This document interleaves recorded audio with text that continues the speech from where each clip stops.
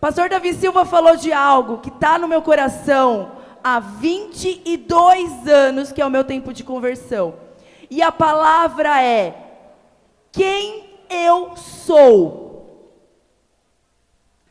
Se eu sei quem eu sou, então eu sei o porquê eu estou aqui, certo? Foi o que ele pregou. Essa é a palavra que bate forte e arde o meu coração todos os dias da minha vida. Se eu sei quem eu sou, então eu sei o que eu estou fazendo aqui. Então eu sei o que eu vou fazer com tudo isso daqui. Porque não saber quem é não saber o que se faz, é não saber o porquê das coisas, é viver por viver.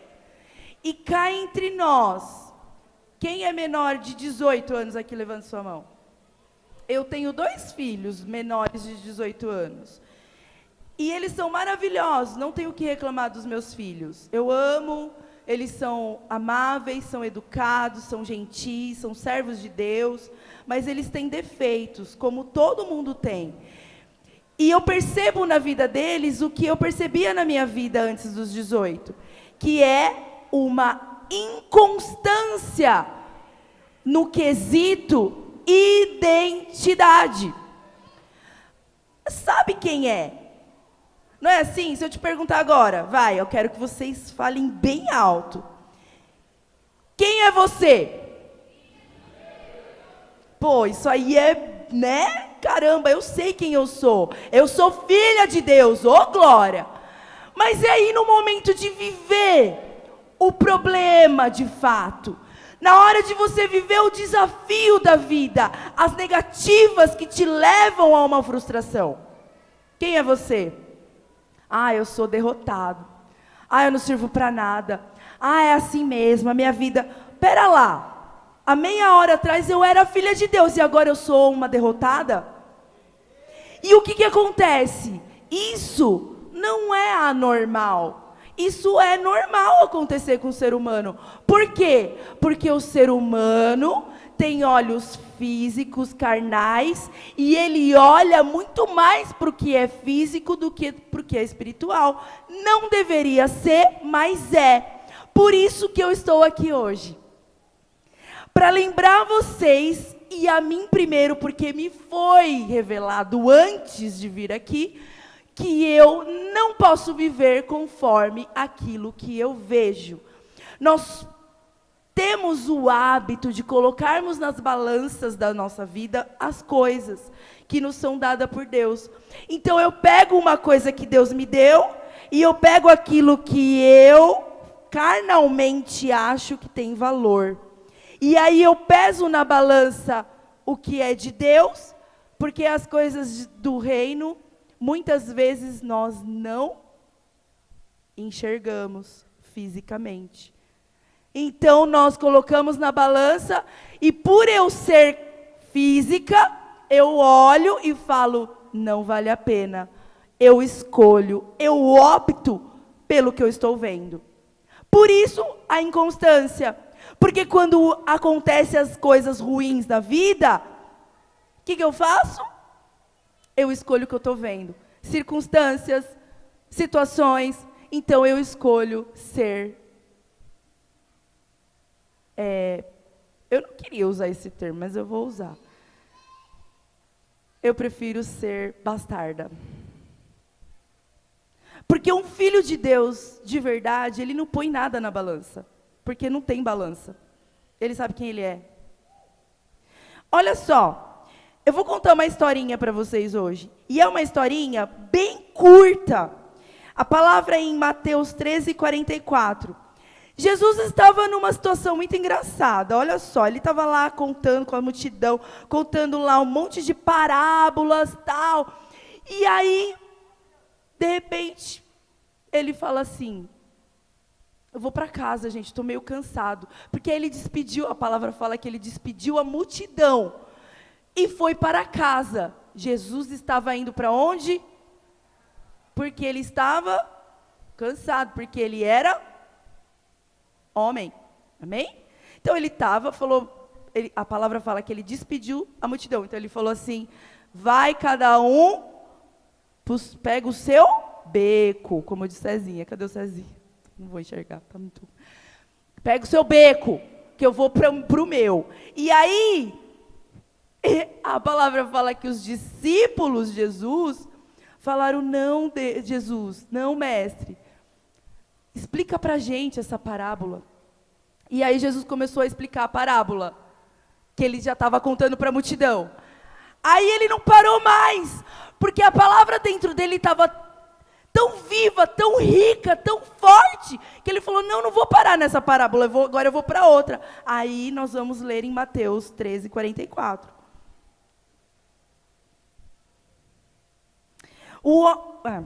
Cadê meu celular aqui? Vamos ler.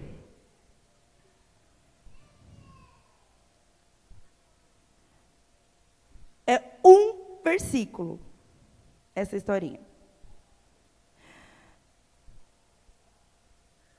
Também o reino dos céus é semelhante a um tesouro. Fala, tesouro.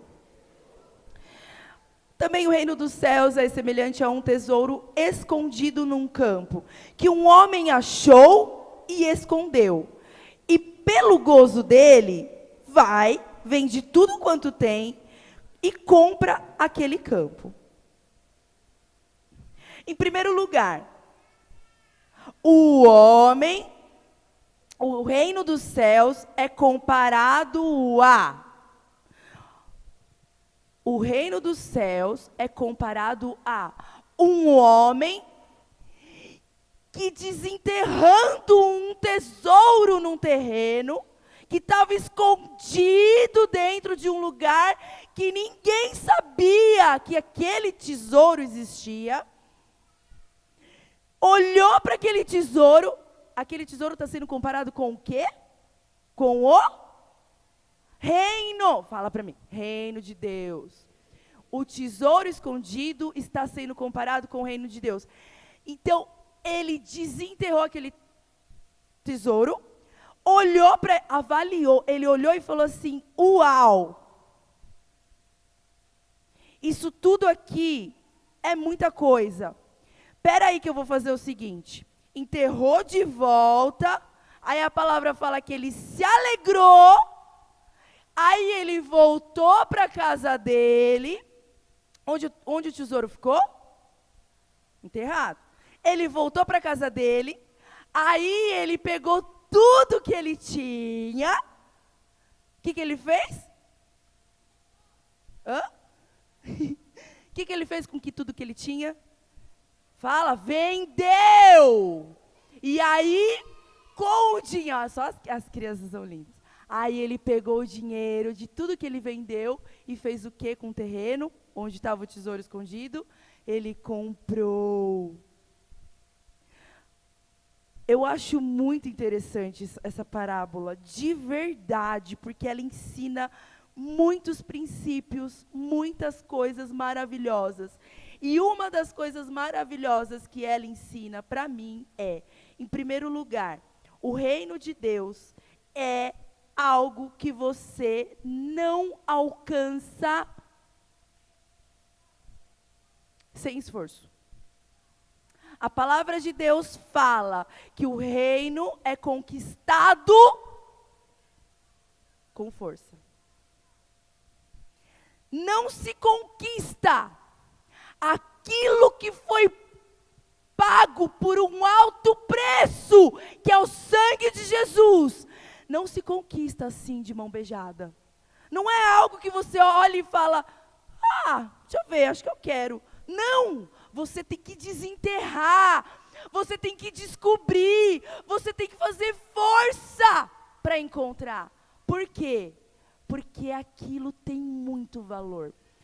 Naquela época, na verdade, não existia banco. Então, o que acontece? Os donos dos terrenos, das casas, eles faziam um método de finanças para a família. Eles pegavam metade do que eles tinham, aí eles guardavam com eles o que eles tinham, a outra metade eles enterravam. Então, as famílias que tinham pós, que tinham dinheiro, que tinham verba, eles faziam dessa maneira. Porque na Palestina é um lugar extremamente inseguro. Eles tinham guerras, eles tinham fome, eles não tinham recurso muitas vezes, eles eram tirados de um lugar. Então eles tinham que enterrar o tesouro. Eles tinham que enterrar para ninguém saber. Caso aconteça uma desgraça, eu tenho um recurso. Aí o que esse dono aconteceu com ele? Ninguém sabe, porque Jesus não conta. Mas provavelmente ele morreu, a família foi embora e ninguém sabia que aquele tesouro estava escondido lá. Enfim, quando o homem que é comparado por Jesus, que é o reino de Deus, é comparado a este homem, a essa atitude que esse homem teve, quando ele desenterra e encontra aquele tesouro, pensa comigo, ele soube na hora que aquilo era infinitamente mais valioso do que tudo que ele conquistou na vida inteira dele até aquele momento. Aquilo tinha um valor tão imensurável que ele não pensou nem duas vezes. Só que tem uma coisa também. Aquilo testou o caráter dele. Porque, não sei se você já parou para pensar, mas ele poderia ter pego aquele tesouro, mano, e ter somado ao que ele já tinha. Não poderia ter feito isso? Pegou o tesouro e juntou com o que ele já tinha. Aí ele ia ficar mais rico ainda. Só que não. Por quê? Porque aquilo ia ser o quê? Roubo. Não é? O terreno era dele. Porque, aparentemente, o tesouro era do dono do terreno, o dono não era ele. Então o que ele fez? Pensou, não é meu, eu preciso dele. Então eu preciso comprar esse terreno e aí eu vou ter esse tesouro.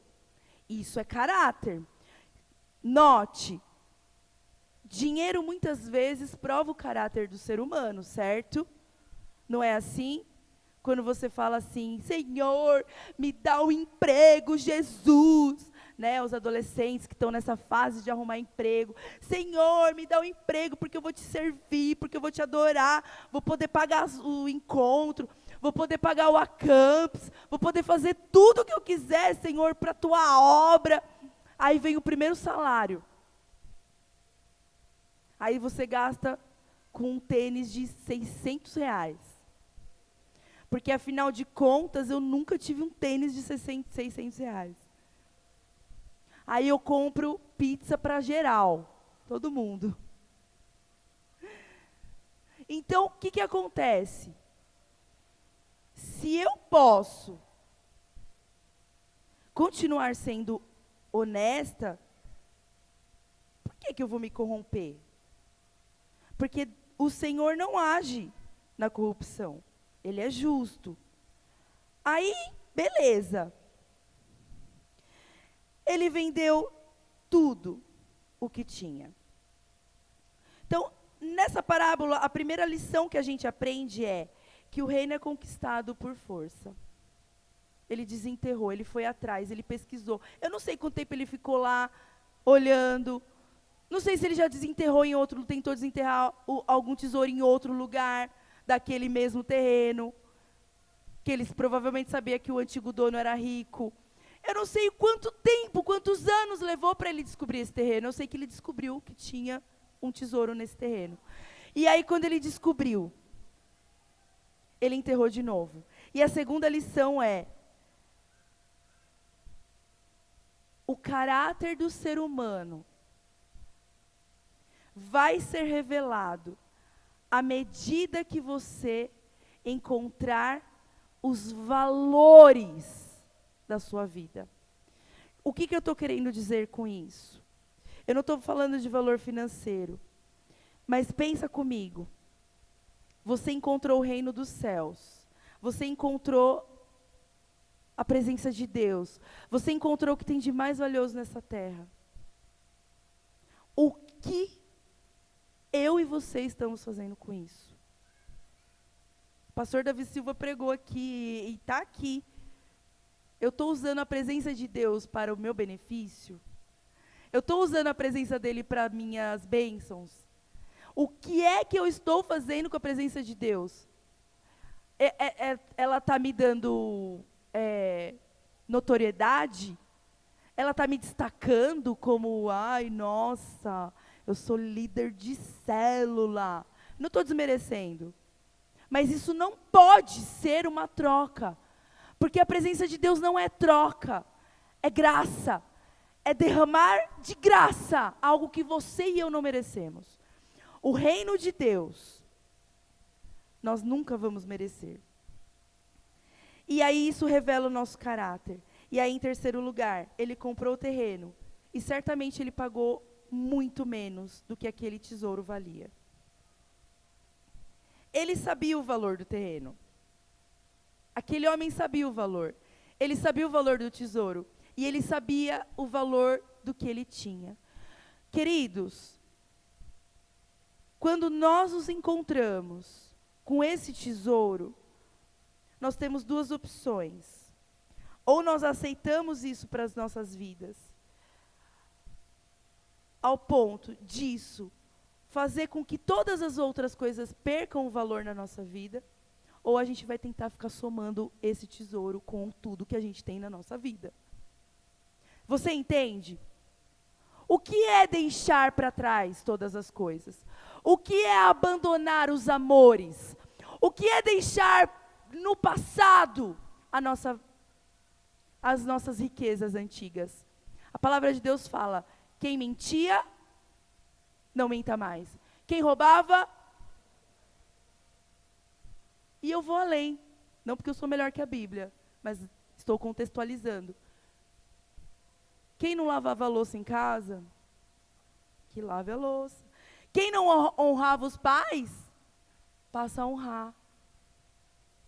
Quem maltratava as pessoas, passa a tratar bem. Quem traía, quem adulterava, não adultera mais. Isso é abandonar aquilo que você conquistou até hoje. Deixar para trás, abandonar, vender, a atitude desse homem de vender tudo que ele tinha, está querendo falar para nós que nós devemos romper com as pontes que nós temos. Que nós precisamos deixar a nossa vida antiga para trás. Porque há algo infinitamente mais valioso que nos aguarda. O reino de Deus, dentro dele, você precisa ser o menor. No reino de Deus, nós precisamos servir uns aos outros. No reino de Deus, eu devo amar o meu próximo como eu amo a mim mesmo. Primeiro eu amo a Deus, depois eu amo o próximo.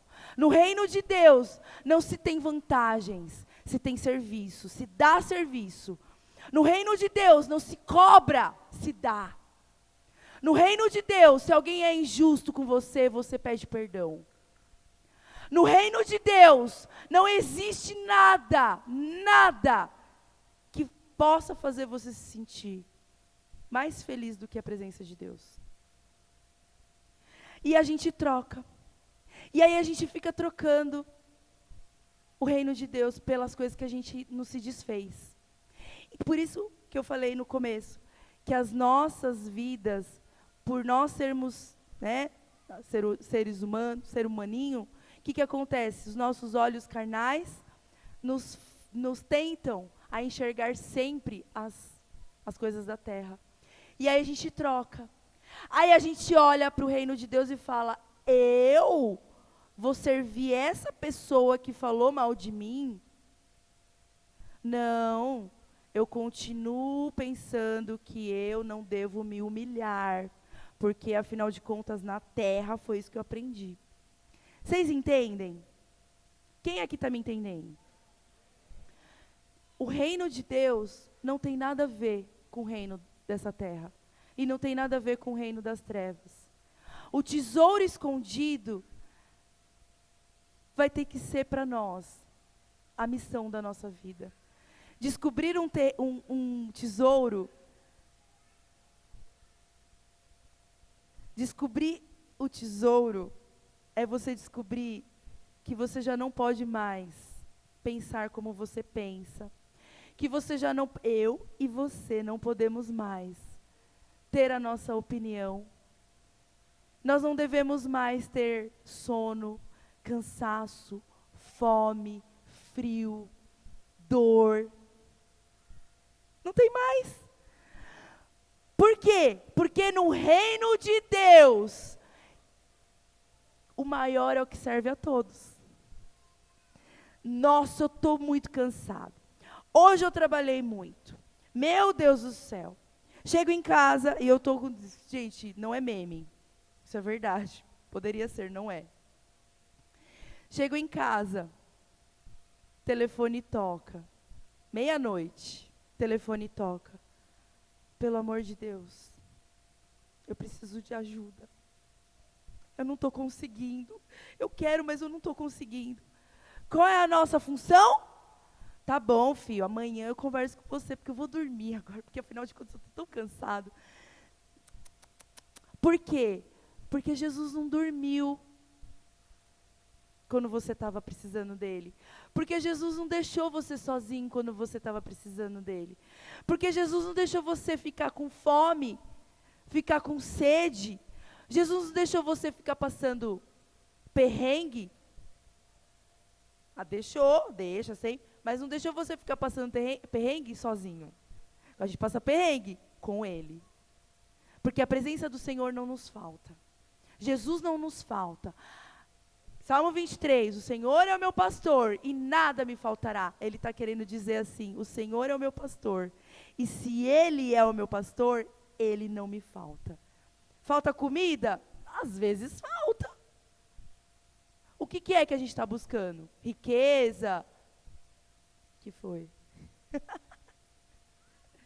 É a reizinha. O que está faltando para você? Não está faltando nada, querido. Porque o que falta para nós é sabermos quem nós somos. Saber que existe um tesouro imensurável. E que nós temos o nosso lugar de filhos na presença de Deus. E acabou. E faltou carne. Come ovo, e faltou ovo, não come nada, faz jejum, e faltou luz, acende uma vela, não para Nossa Senhora, gente, nem para o Senhor do Bom Fim, acende uma vela para iluminar a vida de vocês. Já faltou luz na minha casa, já faltou água, já faltou comida.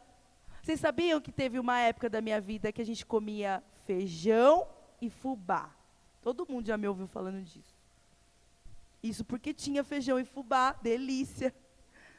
Quem não gosta, né? Fazer uma polentinha bem molinha, assim, jogar um feijão por cima, assim, ó. Delícia. Só que você comer isso daí durante um ano não é tão bom. Mas comia. Ah, hoje eu vou fazer polenta. Faltou Jesus? Não, ele estava lá. Aí, quando tinha um alho para temperar, eu falava, Senhor, obrigado pelo alho, que agora isso aqui tem gosto. Eu não vou falar para você que eu nunca murmurei. A questão é, quando nós sabemos quem nós somos, acabou o perrengue. Porque você olha para o perrengue e fala, é tratamento na minha vida. O que é que eu tenho que aprender? Eu falei isso hoje para uma pessoa, muito próxima. Nossa, está muito difícil, não estou conseguindo, eu vou surtar. Eu falei, não vai não. Você vai pegar essa situação, vai colocar dentro do seu coração e vai lembrar de quem você é. Quem você é? Filho de Deus. Filho de Deus não passa pelas coisas à toa. Você não é comum. Olha aqui nos meus olhos. Você não é comum. Você é filho de Deus, e filhos de Deus são tratados, filhos de Deus são provados, filhos de Deus são tentados. Por quê? Porque quando acaba, quando passa, quando termina aquela prova, o que acontece? As pessoas olham para você e falam, sei não, essa pessoa é diferente. Acho que eu vou conversar com ela, vou me abrir. Quem aqui já passou por essa experiência? Do nada, a pessoa vem e fala com você e abre a vida e chora. Vocês acham que é do nada? Ó, que você está sendo observado. Porque quem é do reino é observado, porque está com um tesouro muito, muito valioso, brilhando assim, ó, na cara. Enfim, o que eu quero dizer com essa palavra? Queridos, a santidade, esse acampes, ele tem uma mensagem particular para todos nós. Santificado seja o teu nome. O que quer dizer isso? Tem como santificar o nome de Deus? Já parou para pensar nessa parte dessa oração de Jesus? Santificado seja o teu nome. Tem como eu santificar o nome de Deus? Tem como melhorar o nome de Deus? Tornar o nome de Deus mais santo? Como eu posso fazer isso?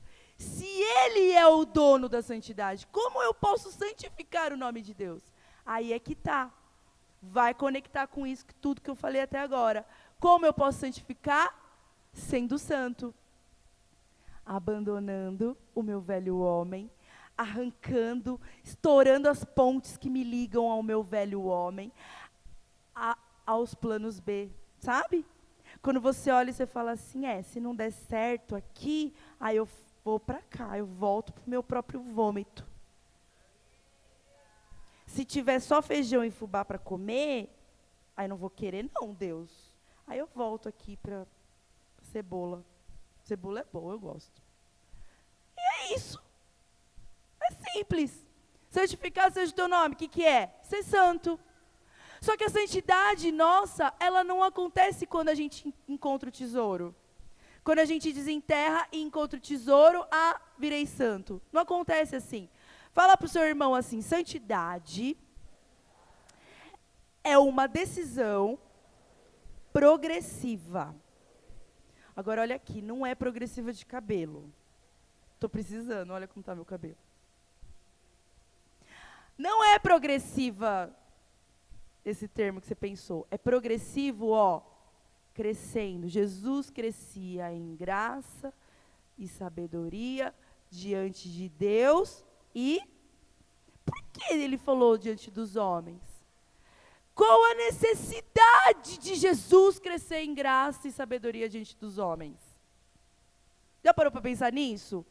Jesus não é Jesus? Ele podia olhar para o homem e fazer só assim, igual como chama?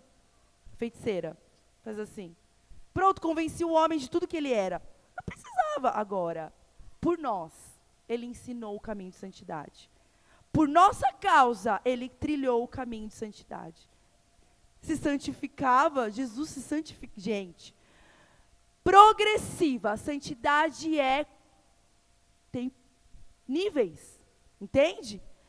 Quando você olha um homem de Deus, uma mulher, você tem um líder, não tem? Quase todos aqui têm um líder. Quem não tem, tem um pastor, né, não é chamado de líder, é chamado de pastor. Você olha para essa pessoa e você pensa assim, um dia eu quero ser igual a essa pessoa. Porque assim, o que é que você admira tanto nessa pessoa? O que você olha para essa pessoa e você fala, mano, eu quero muito ser igual a ela? Você já parou para pensar? É a beleza? São os olhos azuis? É o cabelo liso? O que é que tem nessa pessoa que você quer ser igual a ela? A intimidade que ela tem com Deus. Como você sabe que ela tem intimidade com Deus? Você vai todos os dias no quarto dela e vê ela chorando, orando, falando com Deus? Porque íntimo é quem? É quem conversa todo dia, quem é amigo, quem fala, quem manifesta o amor todos os dias. Você vê o seu líder fazendo isso todo dia? Não? Você não vê? Não tenha medo de responder. Você está com ele todos os dias? Está no quarto dele olhando e falando, deixa eu ver se está chorando, deixa eu ver se o joelho está orando. O que você está orando? Está orando por mim? Você não vê o teu líder fazendo isso. O que é que mostra que o teu líder é amigo de Deus? Porque ele te serve. A intimidade com Deus é demonstrada através de nós a partir do nosso serviço pelo próximo. Eu não consigo demonstrar o amor de Deus se eu não sirvo as pessoas. Olha para o seu irmão do seu lado e fala assim: você é egoísta? Vaidoso? Não responde. Pode ser que a resposta não seja boa. A resposta é sim ou não. E ela vai depender da quantidade de vezes que você serviu. Você serviu o seu irmão hoje? Queridos, a santidade tem tudo a ver com a manifestação da presença de Deus. Como eu manifesto a presença de Deus? Servindo o meu irmão. Não tem outra forma. Eu posso cantar aqui, ó, minha voz está horrível, eu nem vou fazer isso. Eu posso cantar, eu posso plantar bananeira, eu posso dar sorrisinhos para você. Mas você nunca vai saber se eu sou íntima de Deus se eu não servir você. Eu posso servir você sem ser íntima de Deus, mas um dia a casa cai. Não é verdadeiro. E nós sabemos. Você sabe, não sabe? Quando você está sendo servido porque a pessoa está exercendo o amor de Deus sobre você, não sabe? Eu sei. Quando alguém vem assim e fala, quer alguma coisa? Ah, não, obrigada. Valeu. Vai que, né? Morre engasgada, não sei, né? Como que eu sou servida? Quando alguém manda uma mensagem para mim e fala assim, pastora, hoje eu estava orando pela sua vida. E Deus mandou dizer para você, continua. Pastora, eu amo você. A pessoa nem sabe por que ela está falando isso, mas porque a minha linguagem de amor é palavra de afirmação, todo mundo tem que saber, tá? Todo mundo fala que me ama. Vai, 1, 2, 3 e... Obrigada, gente. Não precisava falar isso. Servir a pessoa naquilo que ela precisa, não no que você quer fazer. Então é diferente. Eu manifesto o amor de Deus, eu manifesto aquilo que Deus me deu de incumbência, que é servir o meu próximo, servir naquilo que ele precisa e não no que eu acho que ele precisa. Certo? Isso é manifestação de amor, porque eu amo, porque eu sou íntima de Deus, que é o dono desse amor. Porque eu não tenho razões para amar ninguém. Como vocês também não têm razões para me amar. Nós não temos razões. Não temos, porque nós somos pó, nós somos lixo. Tem um salmo que fala, porque eu vim do lixo. É isso. Isso me representa, esse salmo me representa, porque foi de lá que eu vim. E aí eu descobri um tesouro. Por que eu descobri um tesouro? Porque eu olhei, eu falei, a minha vida não dá mais desse jeito. O Senhor abriu os meus olhos e me fez enxergar que não dava mais para viver dessa forma.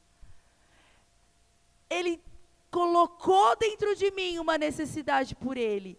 A necessidade por Ele, o desespero da minha alma pela presença do Senhor, me moveu a encontrar esse tesouro. Quando eu encontro esse tesouro, eu vou querer viver a minha velha vida, que era um lixo.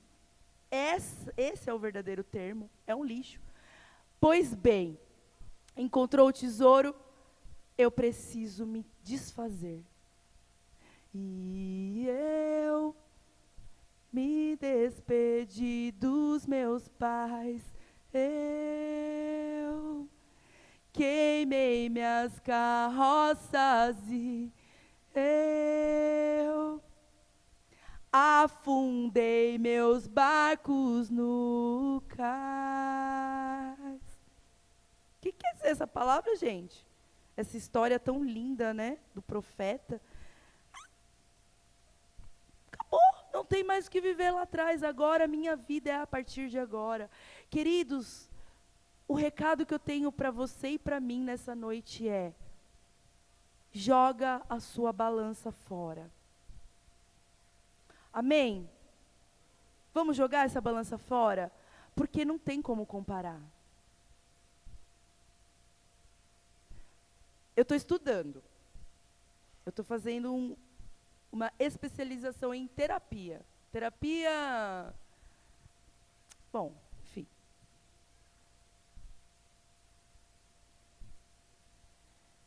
E o professor falou assim, teve uma aula que ele falou assim, sabe, eu não gosto de psicologia. E ele é formado, ele é doutor em psicologia. Ele falou assim, eu não gosto de psicologia. Porque a psicologia, a freudiana, a mais famosa, ela ensina que não tem cura. E assim, na verdade, ela serve para te fazer se acostumar com o barulho da sua alma. Foi isso que ele usou, o termo. É mais ou menos assim. Eu tenho um carro, eu comprei um carro, e ele está funcionando, tá bonzinho. Mas aí, de repente, ele começa a bater o motor. Sabe um carro que começa a bater o motor, começa a fazer barulho? Pá, pá, pá, pá, pá, pá, pá, pá, pá, pá. Insuportável. O que você faz quando o carro começa a fazer isso? Você leva onde? No mecânico. Aí você chega no mecânico e fala assim, aí você abre o capô e fala, do nada começou a bater motor, tá muito estranho esse barulho, não tem como conviver, não tem gente, eu tive que parar. Inclusive, eu nem conheço o senhor, foi o primeiro mecânico que eu parei aqui, porque não tem como.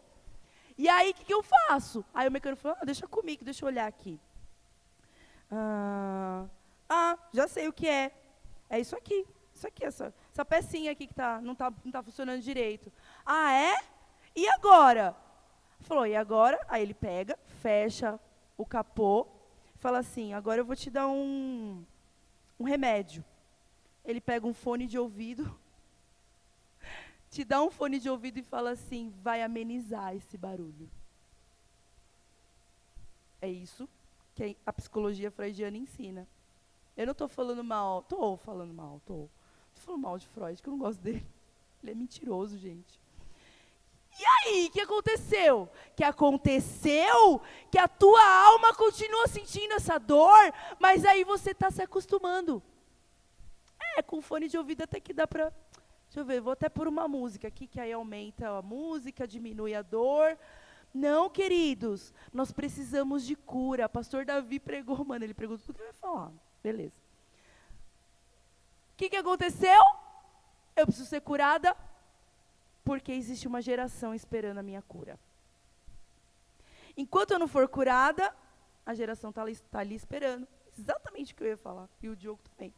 O Diogo ia falar também. E o Felipe também. Cadê o Felipe? Foi dormir. Então, qual é a nossa função nessa vida? Querido, cadê os tangedores? Estão tudo cansados. Cadê? Vem aqui, os músicos. Qual é a minha função nessa vida? A minha função é me jogar no reino de Deus, aprender com Jesus, aquilo que Ele tem para me ensinar, porque Ele é o meu mestre. Eu me desvincular de tudo aquilo que me prende ao passado e me lançar ao novo e jogar fora a minha balança. E parar de comparar o reino de Deus com as coisas dessa terra, porque não tem comparação. Mas e o meu trabalho? Eu não sei do seu trabalho. Mas e a minha mãe que vai me bater se eu vir? Problema dela que ela te bate. Vai com o olho roxo. Eu não sei o que você vai fazer. Mas e o dinheiro? Vai a pé, meu filho. Eu não sei, eu já fui a pé tantas vezes. O problema é que essa geração é uma geração linda, maravilhosa, que eu amo. Mas ela foi mal educada. Não quer sentir dor. Não quer sentir dor. Não quer sentir dor. E o reino de Deus dói. E se não doer, não é reino de Deus. Porque evangelho que é evangelho que eu conheço há 22 anos atrás, aliás, há 40 anos atrás. Porque esse é o evangelho que os meus pais me pregaram. É que não tem mãozinha na cabeça. Vai ser perseguido, vão falar mal, vão bater, vão roubar, vão tirar, vão te caluniar. Isso é evangelho. A campus passado eu falei a mesma coisa. Foi a mesma pregação. A mesma. Eu só mudei o personagem, mas é igual. Porque eu não vou me cansar de pregar o evangelho de verdade. Eu nunca vou me cansar de pregar o que é o evangelho de verdade. Cristianismo é dor, mas é riqueza, é vida eterna, é Deus, é presença de Deus. A questão é, o que você quer da sua vida? O que é que você está querendo da sua vida? Tentando colocar o que é da sua velha vida no reino de Deus. Tentando trazer as coisas do passado para o reino de Deus. Não vai funcionar. Porque a santidade que é vinda de Deus não cabe o velho homem. Vai ter que se desfazer. Como que eu me desfaço? Pergunta para mim, pastora. Então, como que eu me desfaço do meu velho homem? Como que eu quebro as velhas pontes? Como que eu acabo com os planos B? Os planos B? Como que eu deixo para trás? Tudo que eu conquistei até aqui, eu não estou falando para você abandonar emprego, queridos. Eu não estou falando para você se separar do seu marido, drogado. Eu não estou falando para você se lançar numa missão que é louca. Eu estou falando para você o seguinte: a tua alma, o teu espírito, o teu corpo precisa ter um dono. Ele vai reger a sua vida como deve ser.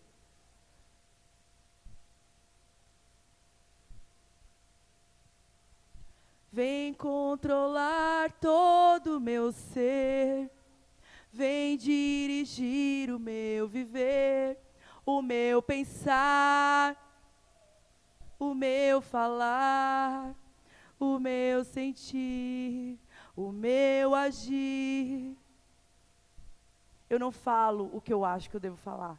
Eu não penso o que eu acho que eu devo pensar. Eu não faço o que eu acho que devo fazer. Preciso ser. Olha para o seu irmão do seu lado e fala assim: me ajuda a ser aquilo que o Senhor manda eu ser.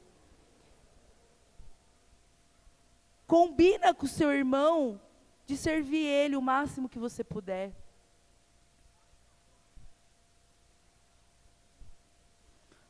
Sabe aquela camiseta, como posso te ajudar? Todo dia olha para o seu irmão e pergunta assim: como eu posso te ajudar? Eu já orei por você, mas agora, como eu posso te ajudar agora? Porque servir o próximo, querido, inculca isso na sua cabeça, firma isso dentro de você, escreve isso em letras grandes, para que você, quando você tiver corrido, você consiga ler essas tábuas. Que eu manifesto o amor de Deus através do meu serviço pelo meu irmão, quando eu sirvo o próximo. Não servir o próximo é manifestação do seu eu. Não servir o próximo é manifestação do seu eu. Então, as lições que nós aprendemos aqui hoje, e eu quero que você fixe isso, fixe, sei lá, na sua cabeça. É 2 horas da manhã, não consigo mais pensar no verbo fixar. Eu fixo, tu fixas, ele fixa, nós fixamos, vós fixamos. Então, o que eu quero, o que Deus falou comigo durante esses dias? Primeiro, abandone a sua vida. Segundo, se lance no reino. Terceiro, confia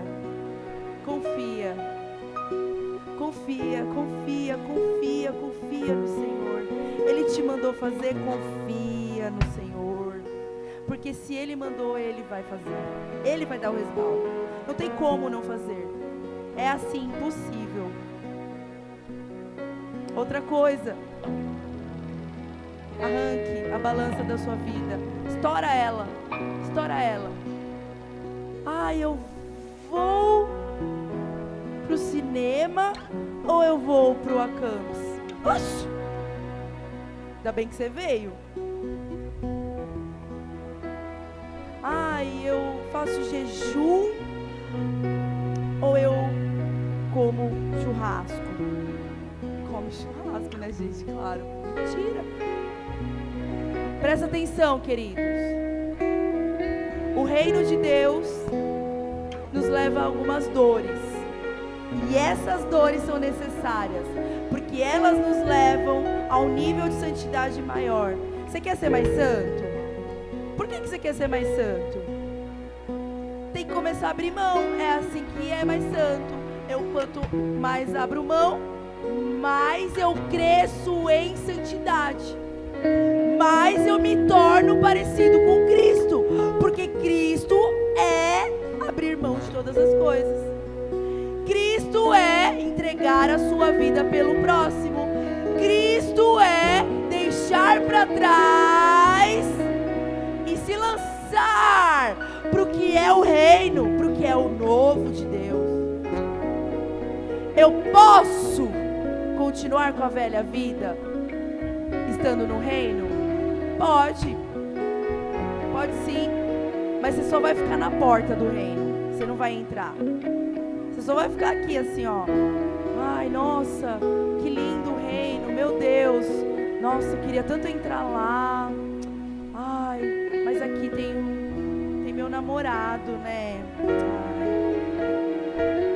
Como que vai ser nos dias de frio sem meu namorado? Sem minha namorada? Quem aqui gostaria de ser íntimo de Deus? Você se considera íntimo de Deus? A primeira pergunta deve ser essa, né? O quanto você é íntimo de Deus? Porque para mim nunca é o suficiente.